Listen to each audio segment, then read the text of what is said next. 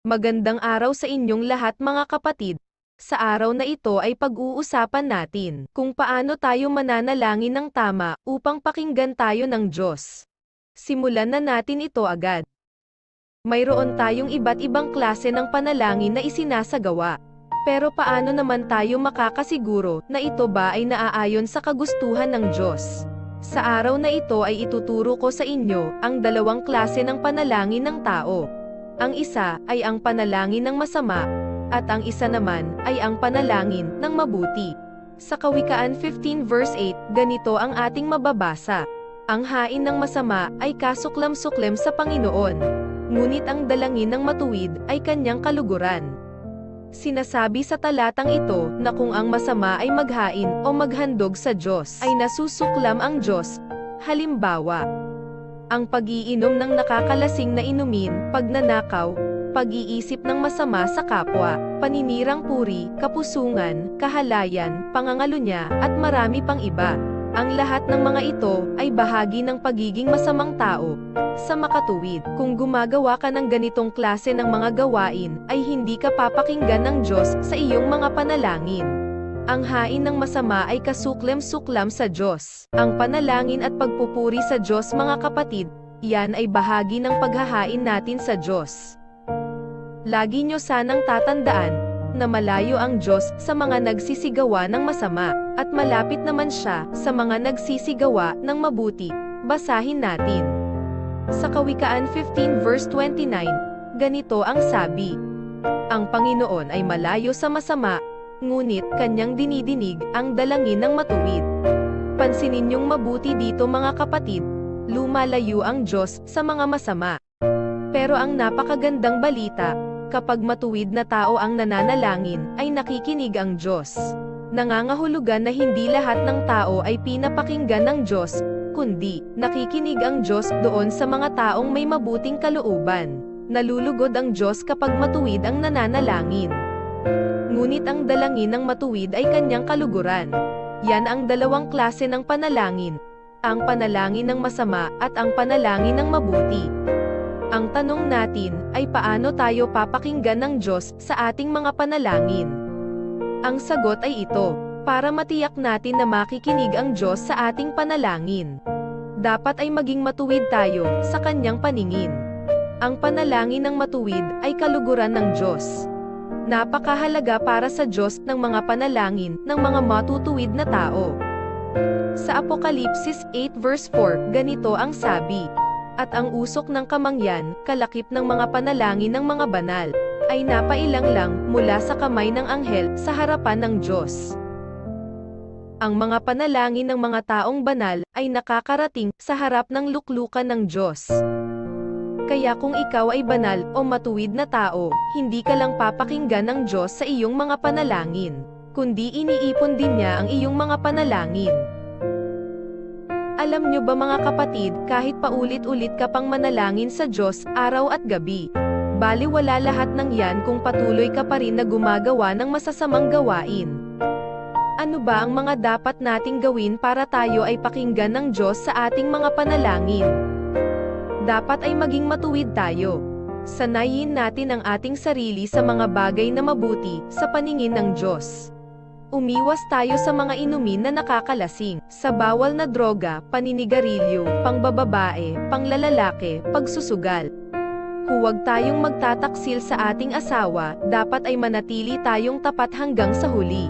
Nang sa gayon, kung mananalangin tayo ay papakinggan tayo ng Diyos.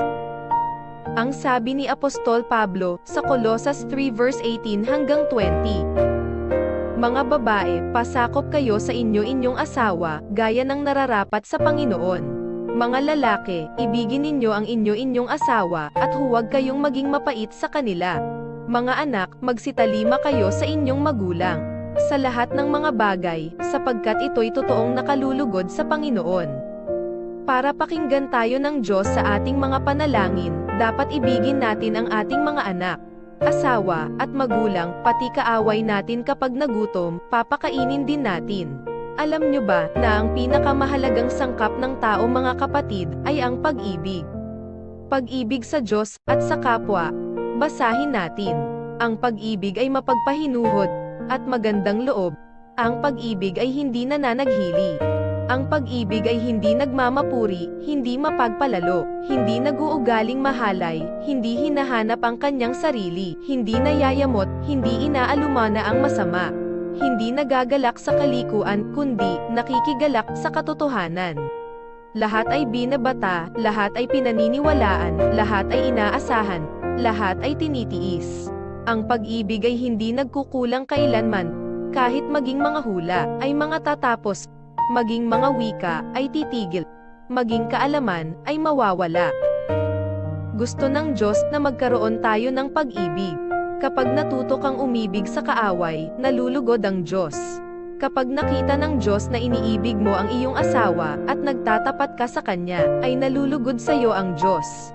Kung ikaw ay anak, at iniibig mo ang mga magulang mo, at hindi mo sila sinusuway, nalulugod sa iyo ang Diyos. Kapag nalugod sa iyo ang Diyos, 100% matitiyak natin, sa araw na manalangin ka sa Kanya ay papakinggan ka niya. Ang sabi ni Apostol Pablo, kahit mapasa kanya ang lahat ng bagay, kung wala naman siyang pag-ibig, ay wala pa rin siyang kabuluhan.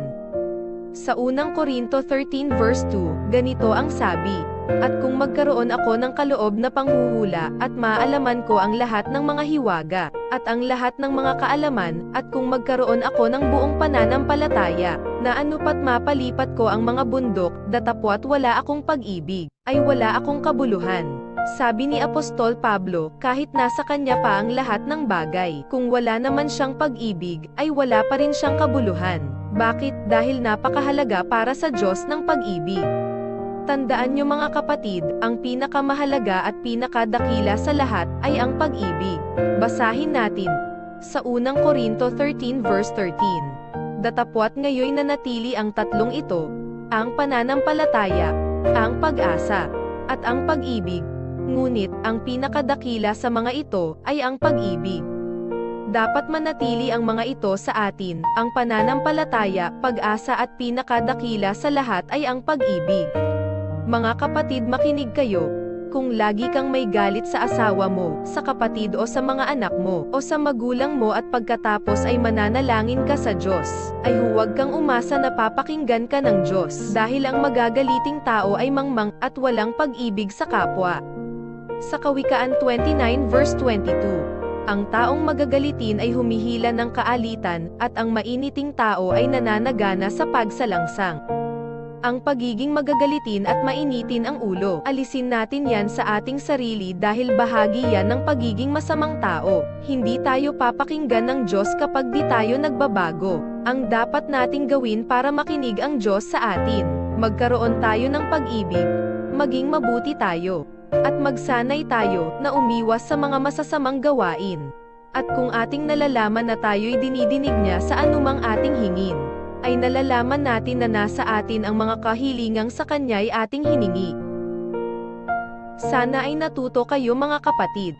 Kung may gusto kayong sabihin o malaman, i-comment nyo lang yan sa baba. I-share mo na din ito sa mga kaibigan mo na mahilig manalangin pero wala namang pag-ibig sa kapwa, para matuto din sila kung anong dapat nilang gawin. Salamat sa Diyos, at sa inyo mga kapatid.